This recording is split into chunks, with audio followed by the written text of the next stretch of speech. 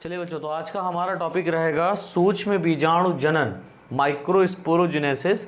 ये आपका इम्पॉर्टेंट है एग्ज़ाम के पॉइंट ऑफ व्यू से, तो ये पूछा जा सकता है, इसलिए इसके ऊपर डाल दीजिएगा इम्पॉर्टेंट। ठीक है, सूक्ष्म बीजाणु जनन किसे कहते हैं या सूक्ष्म बीजाणु जनन की प्रक्रिया को समझाइए। इस तरीके से क्वेश्चन आपसे एग्ज़ाम में पूछा जा सकता है।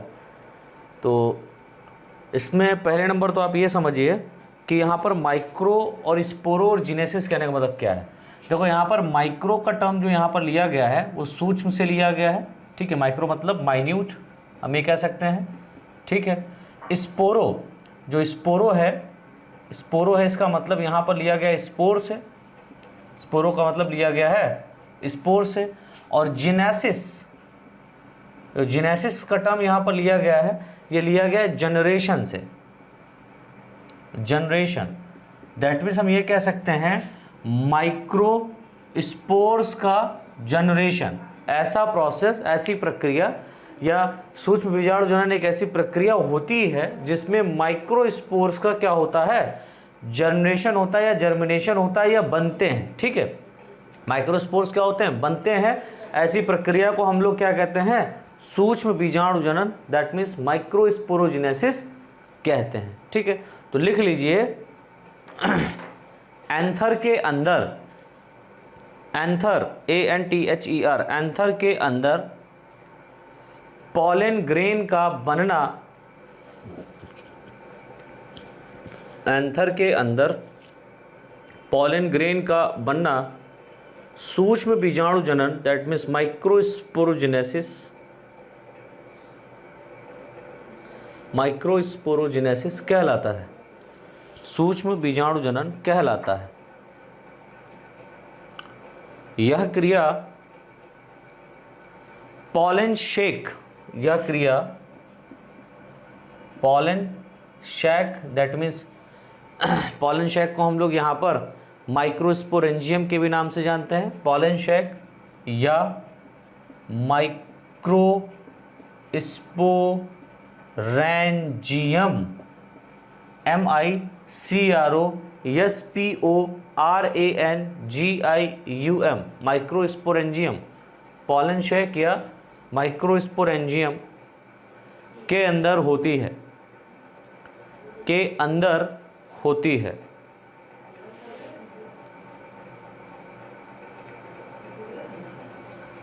नलान से लिखें, पॉलन शेक के अंदर या माइक्रोस्पोरेंजियम के अंदर, पॉलन शेक या माइक्रोस्पोरेंजियम के अंदर कोई एक सेल, कोई एक कोशिका, कोई एक कोशिका या सेल अन्य कोशिकाओं से, अन्य कोशिकाओं से भिन्न होती है या डिफरेंशिएट होती है, भिन्न होती है, जो microspore mother cell, microspore mother cell, इसे माइक्रोस्पोर मदर सेल क्यों कहा गया, क्योंकि ये जो माइक्रोस्पोर मदर सेल है, मदर कहने का मतलब ये हो गया कुछ ना कुछ यहाँ पर जनरेट करेगी। तो माइक्रोस्पोर्स को बनाने वाली कोशिका क्या कहलाती है, माइक्रोस्पोर मदर सेल कहलाती है। ठीक है, तो उसके बाद रखिएगा क्या बताया मैंने कि जो पॉलन शेक था, लाइक डायग्राम यहाँ पर बना करके आपको दिखाता हूँ। ये देखिए, इस तरीके से हम लोगों ने क्या देखा था, ये एंथर था और यहाँ पर ये क्या पाए जा रहे हैं, pollen shake, that means pollen chamber भी इसको हम लोग बोलते हैं, या माइक्रोस्पोरेंजियम पाया जा रहा है। इस माइक्रोस्पोरेंजियम में जो सेल्स पाई जा रही हैं, भाई डेफिनेटली आपको पता है कोशिकाओं से मिलकर बना है। अब मान लीजिए इसके अंदर बहुत सारी सेल्स पाई जा रही हैं, जो सेल्स पाई जा रही हैं, सेल्स में कोई एक सेल ऐसी होगी जो अन्य कोशिकाओं से, यानी आसपास की, इसके पास की जो कोशिकाएं हैं उनसे, जो अन्य कोशिकाओं से कैसी होगी, डिफरेंशिएट होगी, अलग होगी। ठीक है, अन्य कोशिकाओं से डिफरेंशिएट है। जो अन्य कोशिकाओं से डिफरेंशिएट सेल होती है या हो करके क्या बना देती है, माइक्रोस्पोर मदर सेल बना देती है। अब ये माइक्रोस्पोर मदर सेल के अंदर क्या होगा, तो लिखें आगे, माइक्रोस्पोर मदर सेल का निर्माण कर देती है, ये कहते हैं। इसमें किसमें? माइक्रोस्पोर मदर सेल में। इसमें मियोसिस डिवीजन, इसको हिंदी में कहते हैं अर्धसूत्री विभाजन, अर्धसूत्र या अर्धसूत्रण विभाजन, इसमें meiosis division MEIOSIS, meiosis division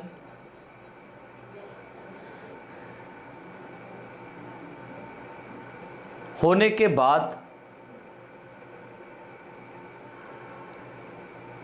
meiosis division होने के बाद 4 हैप्लॉइड, 4 हैप्लॉइड अगुणित, मियोसिस डिवीजन होने के बाद 4 haploid HAPLOID, 4 haploid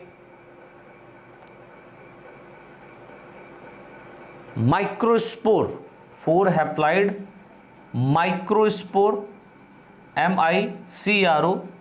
MICROSPORE, 4 haploid microspore, comma एक और नाम से जानते हैं या हम कह सकते हैं या पॉलन ग्रेन,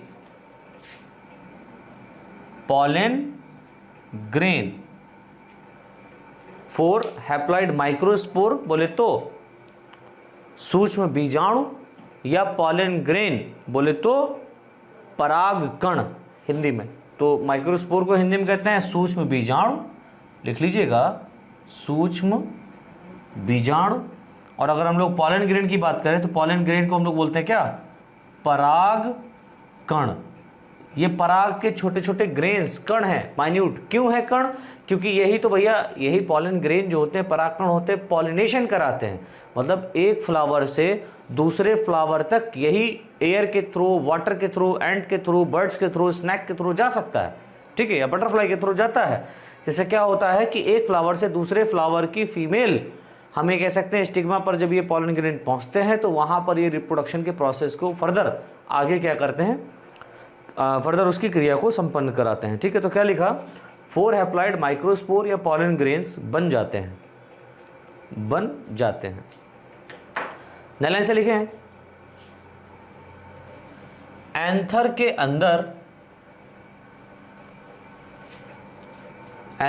अंदर बनने वाले पॉलन ग्रेन, एंथर के अंदर बनने वाले पॉलन ग्रेन एक सेलुलोज की कवरिंग, एक सेलुलोज भित्ति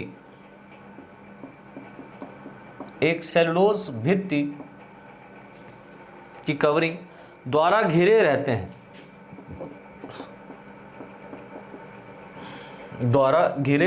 हैं, जिसे टेट्राड, TETRAD, जिसे टेट्राड कहते हैं।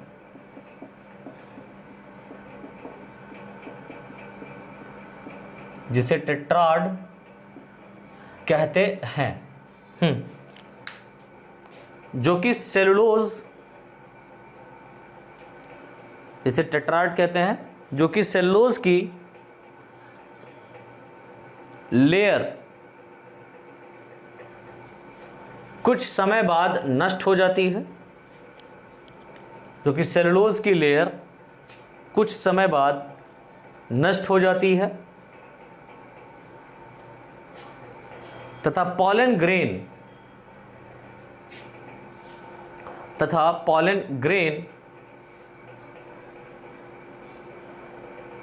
स्वतंत्र अवस्था में आ जाते हैं।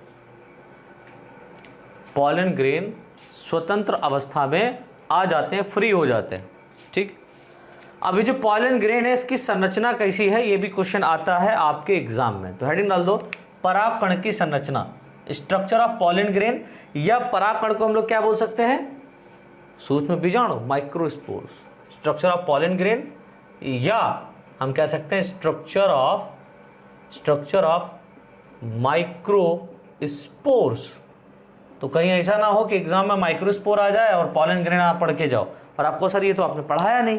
तो हमने पढ़ाया है क्या? माइक्रोस्पोर भी पढ़ाया, पॉलन ग्रेन भी पढ़ाया, दोनों का अर्थ एक ही है, ठीक है। क्वेश्चन कुछ भी आ सकता है। लिखे इसमें, परागकण की संरचना में लिखें।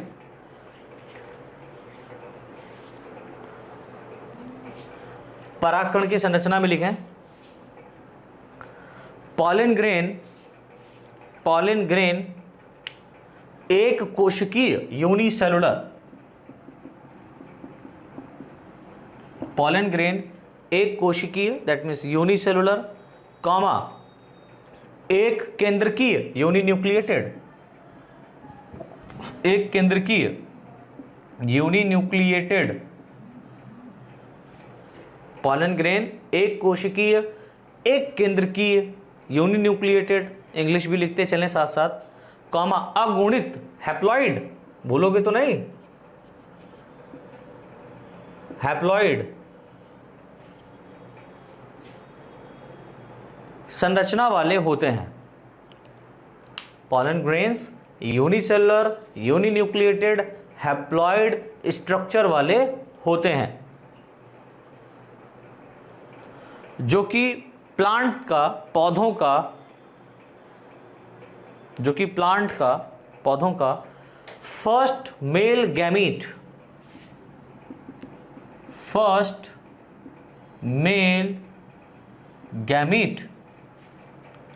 पहला male gamete, first male gamete होता है,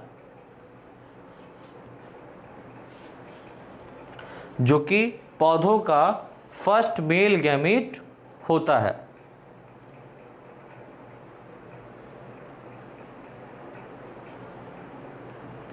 अर्थात नहीं बल्कि ये लिखो फर्स्ट मेल गैमीट होता है तथा यह इमैच्योर होता है, अपरिपक्व, तथा यह इमैच्योर, IMMATURE, इमैच्योर अपरिपक्व होता है। तो ये कैसा होता है, जब ये बनता है तब ये कैसा होता है, ये यूनिसेलुलर होता है, यूनिन्यूक्लिएटेड होता है और हैप्लॉइड होता है। एक कोशिका के रूप में होगा, एक केंद्रक इसमें पाया जाएगा और उस केंद्रक के अंदर जो गुणसूत्र होंगे वो कैसे होंगे, आधे होंगे।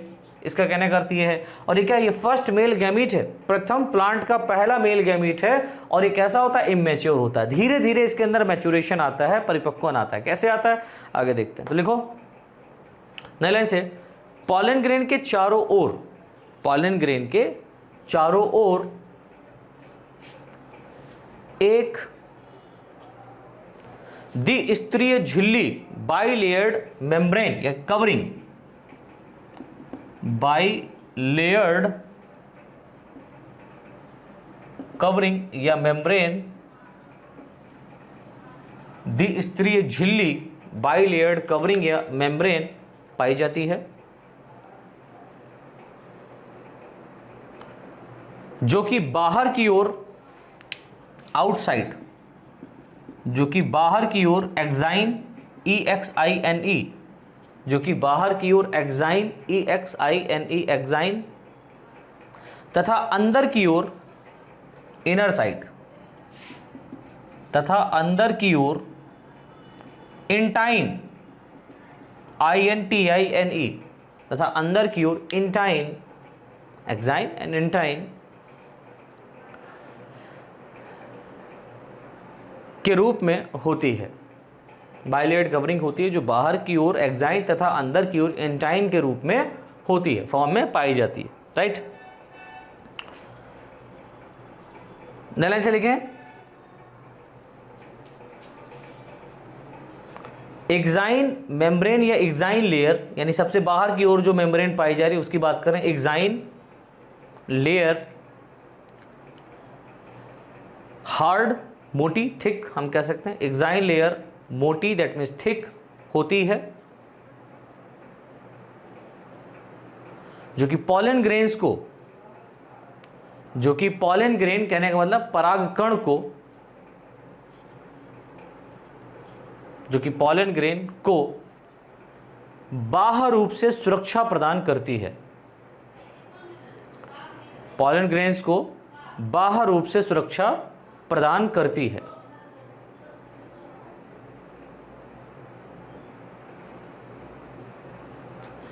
इसके मेम्ब्रेन में, एक्साइन जो मेम्ब्रेन है उसमें, इसके मेम्ब्रेन में स्पाइनी लाइक स्ट्रक्चर, कांटे नुमा संरचनाएं, इसके मेम्ब्रेन में स्पाइनी लाइक स्ट्रक्चर, कांटेदार संरचनाएं स्थित होती हैं जो कि इंसेक्ट के द्वारा उनके लेग में, उनके पैरों में, इंसेक्ट के द्वारा उनके लेग यानी उनके पैरों में अटैच होने में, जुड़ने में सहायता प्रदान करती हैं। अभी आप कहेंगे सर इंसेक्ट में क्यों जुड़ने में सहायता प्रदान करेगा? तो बात समझिए, आपको पता है कि जो इंसेक्ट होता है, लाइक मान लो ये इंसेक्ट है मुस्कुराता हुआ, और इसके जो लेग हैं, इनके लेग में आपने देखा होगा, अगर आप ध्यान से देखें तो बहुत स्पाइन, बहुत ही सूक्ष्म प्रकार के रोएदार स्ट्रक्चर्स यहाँ पर पाए जाते हैं। ठीक है, इस तरीके से रोम लाइक स्ट्रक्चर यहाँ पर होते हैं। जब ये इंसेक्ट उड़ता हुआ आएगा और बैठेगा किसी फ्लावर पर, और उस फ्लावर में क्या बन चुके हैं? पॉलन ग्रेन्स बन चुके हैं। उस फ्लावर में क्या बन चुका है? पॉलन ग्रेन्स बन चुका है। ये पॉलन ग्रेन जो है, इसकी जो आउटर लेयर है यानी एक्साइन वाला जो पोर्शन है वो स्पाइनी है, और यहां पर आप देखें रोएदार संरचनाएं पाई जा रही हैं इसके लेग में, है ना। तो क्या होगा, ये जो स्पाइनी लाइक स्ट्रक्चर्स हैं इसके अंदर इजीली तरीके से क्या होते हैं? फंस जाते हैं, अटैच हो जाते हैं इसके लेग में, राइट। अब ये जो इंसेक्ट है, आपको मालूम है ये वफादार नहीं है। कहने का अर्थ क्या है कि ये जो एक फ्लावर पे आया तो एक फ्लावर से दूसरे फ्लावर पर भी जाएगा। क्यों जाएगा? क्यों जाएगा भाई? कारण क्या है? फ्लावर घूमने के लिए। क्या इसने ठेका लेकर रखा हुआ है कि नहीं पॉलिनेशन हमको ही कराना है, हम ही करवाएंगे प्लांट्स के अंदर पॉलिनेशन? तो भाई ये कहता है मुझे लालच है फ्लावर के पास जाने के लिए, और फ्लावर ने इसके लिए लालची एक सब्जेक्ट बना के रखा है जिसको हम लोग बोलते हैं नेक्टर। तो फ्लावर में एक स्पेसिफिक सब्सटेंस पाया जाता है जिसको हम लोग बोलते हैं नेक्टर। इस नेक्टर को लेने के लिए, ठीक है, ये इंसेक्ट क्या होता है? फ्लावर टू फ्लावर जाता है, फ्लावर टू फ्लावर जाता है, नेक्टर को वहां से सक करता है, ठीक है, समझ रहे हो, यानी खाता है, या उसी से हम लोग जानते हैं शहद बनता है। अब जानते हैं हनी, जो हनी बी है वो क्यों जाती है फ्लावर? बिकॉज उसके अंदर जो नेक्टर है उसको वो एब्जॉर्ब करके ले जाती है अपने कॉलोनी में, जो कि आप लोग बीएससी में जब आएंगे तो बड़ा मज़ा आएगा वहाँ पर हनी बी के बारे में पढ़ने के लिए, बीएससी सेकेंड ईयर में, और बहुत डिटेल है उसकी पूरी कॉलोनी को जब आप समझेंगे तो बड़ा मज़ा आता है। खैर, तो यहाँ पर जो मान लो सपोज दैट नेक्टर है, तभी तो ये आया, तभी तो इंसेक्ट आया। अब फ्लावर ने क्या किया? एक लालच वाला एपरेटस बना के रखा इंसेक्ट के लिए, लेकिन इस लालच को देख करके ये अपना काम करवा ले रहा। क्या काम करवा ले रहा? देखो भाई, मैं तुम्हें नेक्टर फर्जी में नहीं दूंगा, मैं तुम्हें नेक्टर दूंगा तब जब तुम मेरे पॉलन ग्रेन को पहुंचाओगे एक फ्लावर से दूसरे फ्लावर तक। तो कहता ठीक है, मंजूर है। ये आता है, बैठता है, और ये जो होते हैं पॉलन ग्रेन्स ये जाकर के अटैच हो जाते कहाँ? इसके। अब जाकर के चल के नहीं जाते हैं एक्चुअली, क्या है, ये जो फ्लावर पे बैठेगा तो वहाँ पर डिस्ट्रीब्यूट है, एसेंस ऑफ एंथर हो चुका है। ये सारा का सारा पॉलन ग्रेन क्या है? फैला हुआ है पूरे फ्लावर पर। अब ये फ्लावर के ऊपर ही बैठ करके नेक्टर को अंदर से निकालता है, राइट। जब ये नेक्टर को लेगा तो पॉलन ग्रेन डेफिनेटली क्या होंगे? इसके पैर में अटैच हो जाएंगे, इसके लेग में क्या हो जाते हैं? अटैच हो जाते हैं। और जब ये इंसेक्ट एक फ्लावर से दूसरे फ्लावर की तरफ जाता है या और जाता है या उस फ्लावर पर बैठता है, तो वहाँ पर क्या होता है? ये जो पॉलन ग्रेन था वहीं पर छूट जाता है। अब ये भी हो सकता है कि ये पहले से ही किसी दूसरे फ्लावर पर बैठ के आया हो, तो जाहिर सी बात है इसके पास में इसके रिलेटेड, यानी यहाँ पर जो फ्लावर पाया जा रहा है, इस फ्लावर में जो फीमेल गैमीट है उससे रिलेटेड क्या है? यहाँ पर गैमीट हो, वो गैमीट यहाँ आ जाएगा, समझ रहे हैं? वो गैमीट यहाँ आएगा, फिर गैमीट का क्या होगा? जर्मिनेशन होगा। तो वो आगे का प्रोसेस है, आगे देखेंगे, अभी स्ट्रक्चर हम लोग देख रहे हैं। तो जो एक्साइन लेयर यहाँ पर पाई जा रही है, इसका मेन फंक्शन क्या हो गया? मेन फंक्शन हो गया कि पॉलन ग्रेन को ये बाह्य आघातों से पहली बात तो क्या करता है? सुरक्षा प्रदान करता है, ठीक है। लाइक आप समझ सकते हैं कि पानी अगर बरसने लगता है तो पानी की जो ड्रॉप्स होती हैं, उस पर वाटर की ड्रॉप्स इस पर पड़ेंगी तो ये बस्ट हो सकता है, टूट सकता है। तो एक्साइन इतना हार्ड होता है कि एक पानी की ड्रॉप को जो आसमान से गिर रही है ना, उसको भी ये क्या करता है? झेल लेता है। दैट मीन्स इसके अंदर कोई दिक्कत नहीं आती है पॉलन ग्रेन्स के अंदर, ठीक है। या काफ़ी तेज़ी से विंड चलने लगी, हवा बहुत तेज़ी से चलने लगी, आंधी आ गई, तब ये डैमेज हो सकता है। तो डैमेज ना हो उसके लिए एक्साइन कवरिंग पाई जा रही है। समझ गए? तो आउटसाइड की तरफ एक्साइन कवरिंग पाई जाती है, जो कि कैसी होती है? काफ़ी थिक होती है, राइट। और इसमें क्या होता है कि बाहर की तरफ कांटेदार संरचनाएं पाई जाती हैं, जो कि क्या करती हैं? इसको सुरक्षा प्रदान करती हैं और पॉलिनेशन में इंसेक्ट के साथ जुड़ जाती है। तो मैंने क्या लिखा है बच्चों, जिससे पॉलिनेशन की क्रिया, दैट मीन्स परागण की क्रिया, जिससे परागण दैट मीन्स पॉलिनेशन की क्रिया, पॉलिनेशन POLLIANATION पॉलिनेशन, परागण की क्रिया होती है, परागण की क्रिया होती है। ठीक है, लाइन से लिखें, कुछ पौधों में पॉलन ग्रेन की बाह्य भित्ति जो एक्साइन है ये स्पाइनी ना होकर के स्मूथ होती है, चिकनी होती है। कुछ पौधों में पॉलन ग्रेन की बाह्य भित्ति स्मूथ होती है, चिकनी होती है, जो कि हवा के द्वारा, एयर के द्वारा, जो कि एयर के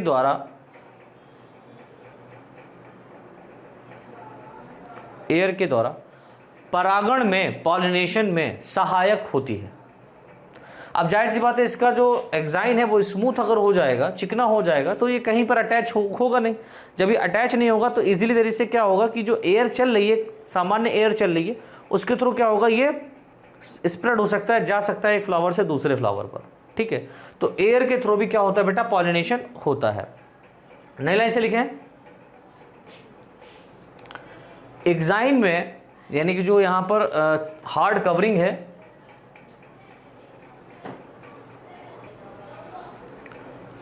कुछ छिद्र भी पाए जाते हैं, पोर्स भी पाए जाते हैं। एक्साइन में पोर्स क्यों पाए जा रहे हैं, क्योंकि भैया देखो ये हार्ड कवरिंग होती है, और हार्ड है तो इसके अंदर पहले से आप देख रहे हैं इंटाइन है। जो इंटाइन होता है ये पॉलन ट्यूब का फॉर्मेशन करता है। क्यों, क्योंकि इसके इंटाइन के अंदर जब आप देखेंगे तो यहाँ पर गैमीट पाए जा रहे हैं, स्पर्म्स हम कह सकते हैं पाए जाते हैं, जो आगे चल करके डेवलप करेंगे। ठीक है, अभी नहीं।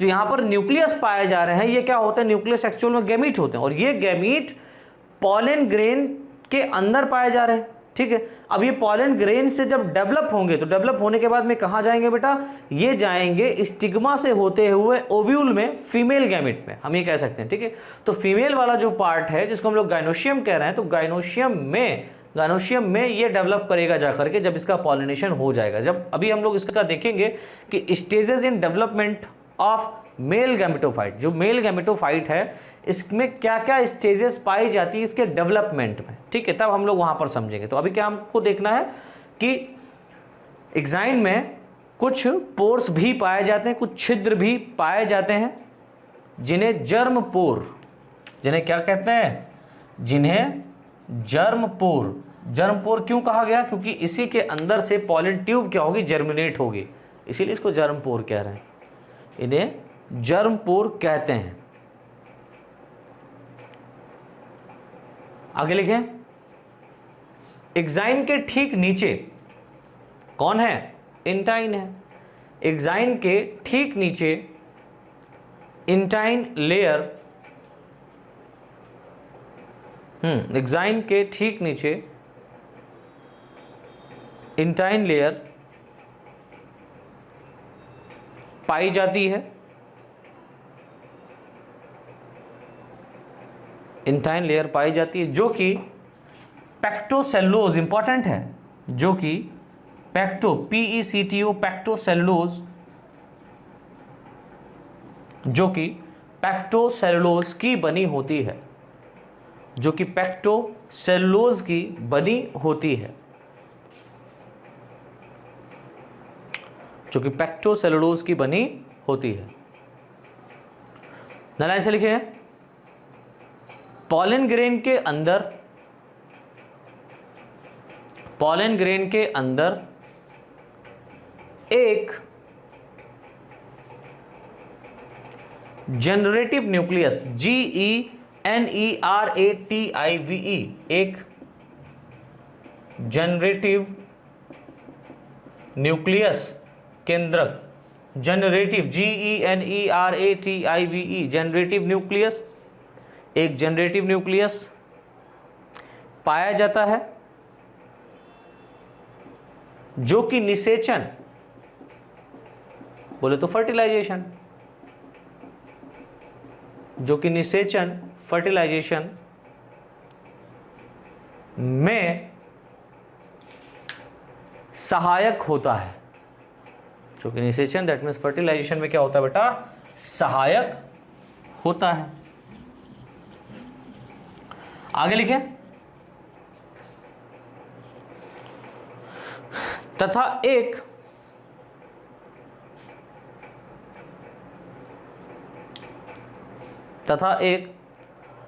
पॉलन ट्यूब न्यूक्लियस पाया जाता है, पॉलन ट्यूब न्यूक्लियस पाया जाता है, POLLEN, pollen tube, TUBE, tube nucleus पाया जाता है, जो अंकुरित होकर, जर्मिनेट होकर पॉलन ट्यूब का निर्माण करता है, पॉलन ट्यूब का निर्माण करता है, जिसका मुख्य कार्य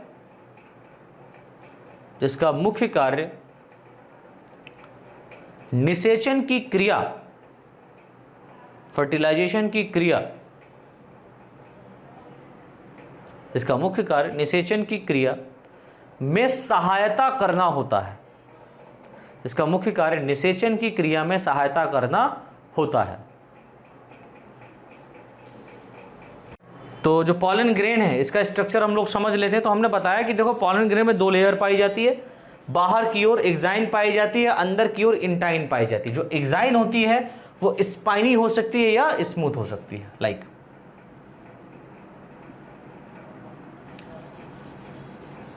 तो पहले इंटाइन बनाते हैं। ये इंटाइन लेयर है और इसके चारों तरफ क्या पाई जा रही है, एक्साइन लेयर पाई जा रही है।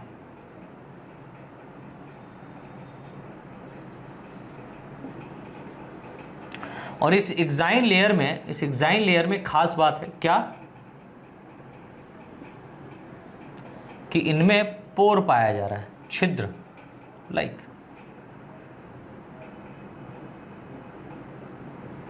ठीक है। तो जो एक्साइन है ये सबसे बाहर की ओर पाई जा रही है, outermost covering are called exine, ठीक है। इसका मेन फंक्शन क्या है, प्रोटेक्शन प्रोवाइड करना बाह्य आघातों से, नहीं बाहरी जो चोट इसको लग सकती है उससे क्या करता है, प्रोटेक्शन देता है। दूसरी बात क्या है, पॉलिनेशन में ये हेल्प करता है। तो एक्साइन अगर स्पाइनी है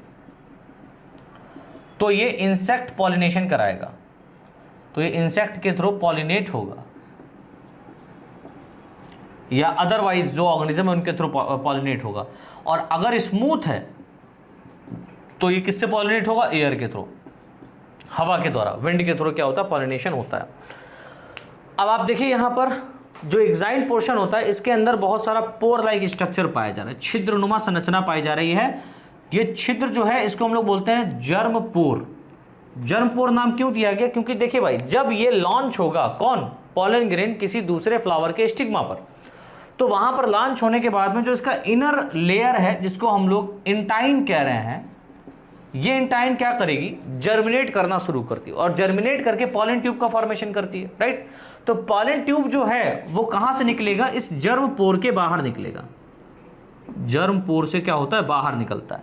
तो जो इंटाइन वाली लेयर होती है, ये इंटाइन वाली लेयर क्या करती है, पॉलिनेशन के बाद एक ट्यूब लाइक स्ट्रक्चर इस तरीके से बनाती है, ठीक है।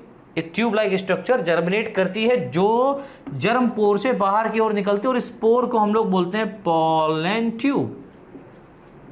स्पोर को क्या नाम दिया गया, पॉलन ट्यूब। अब देख लीजिए जो यहां पर पॉलन ग्रेन का इंटाइन वाला रीजन है, इस इंटाइन वाले रीजन में दो टाइप का न्यूक्लियस पाया जाता है। कितने टाइप का न्यूक्लियस पाया जाता है, दो टाइप का न्यूक्लियस पाया जाता है। एक बड़ा न्यूक्लियस होता है और एक छोटा न्यूक्लियस होता है, ऐसा समझ लो। एक बड़ा होता है, एक छोटा होता है। बड़ा वाला नीचे पाया जाता है लाइक, और छोटा वाला जो है वो ऊपर पाया जाता है, राइट। जो छोटा वाला न्यूक्लियस होता है, इस न्यूक्लियस को हम लोग बोलते हैं जर्मिनेटिव न्यूक्लियस या जनरेटिव न्यूक्लियस। इसको हम लोगों ने क्या नाम दिया? जनरेटिव। दैट मीन्स ये कुछ ना कुछ जनरेट करेगा, जनरेटिव न्यूक्लियस। और ये आगे चल करके दैट मीन्स डिवाइड करेगा, डिवाइड करके 2 स्पर्म्स में क्या होता है? चेंज हो जाता है। 2 स्पर्म में क्या हो जाते हैं? ये चेंज हो जाते हैं। जैसे कि जब मैं पॉलिनेशन जब पढ़ाऊंगा आपको, जब फर्टिलाइजेशन होगा तो मैं वहां पर बताऊंगा कि जो जनरेटिव न्यूक्लियस है वो डिवाइड करके 2 भाई बनाते हैं। एक होता है छोटा भाई, एक होता है बड़ा भाई। बड़े भाई की एक्चुअल में शादी होती है और छोटे भाई अपने आप ही तैयार होकर बैठ जाते हैं। क्यों? कहते हैं ना साफोला आ गया साथ में, छोटा दूल्हा जिसको बोलते हैं। तो यहाँ पर 2 दूल्हे हैं, एक है बड़ा दूल्हा, एक है छोटा दूल्हा। बड़ा दूल्हा जो होता है वो मेन, हम ये कह सकते हैं एग के थ्रू क्या होगा? दैट मीन्स वो अपनी, हम कह सकते हैं भाभी के थ्रू मिलता है। जो छोटे वाले, भाभी कहने का अर्थ ये है कि जो छोटा वाला दूल्हा है, हम ये कह सकते हैं वो क्या होता है? जो मेन एग होता है उसके थ्रू मिलता है। और जो छोटे वाले भैया होते हैं, वो जो सालियाँ होती हैं, उनसे उनकी हो सकती है, ऐसा कहा जाता है। और समाज में ऐसा प्रचलन है, तो मैं सिर्फ समझाने के लिए बता रहा हूँ, डोंट थिंक अदरवाइज। यहाँ पर क्या है कि जो छोटा वाला है दूल्हा, वो क्या करेगा? दैट मीन्स सपोला जो है वो जाकर के यहाँ पर, कहाँ पर? जो ओवरी है, उस ओवरी के अंदर एक और स्ट्रक्चर बनता है, ठीक है। उस स्ट्रक्चर के साथ में जाकर के क्या कर जाता है? फ्यूज कर जाता है, ठीक है। तो मैं आगे बताऊंगा वो क्या स्ट्रक्चर्स हैं, क्या है, अभी कंफ्यूजन हो जाएगा। सिर्फ अभी आप इतना समझे कि यहाँ पर जनरेटिव न्यूक्लियस डिवाइड होकर के 2 स्पर्म बनाते हैं, दैट मीन्स 2 दूल्हे बनाते हैं। एक बड़ा दूल्हा होता है, एक छोटा दूल्हा होता है। अभी आगे जब बताऊंगा, इसकी बारात कराऊंगा, तब वहां पर समझ में आएगा। तो इतना समझ में आया। तो ऊपर वाला क्या होता है? जनरेटिव न्यूक्लियस होता है, दैट मीन्स ये डिवाइड करके 2 स्पर्म बनाएगा।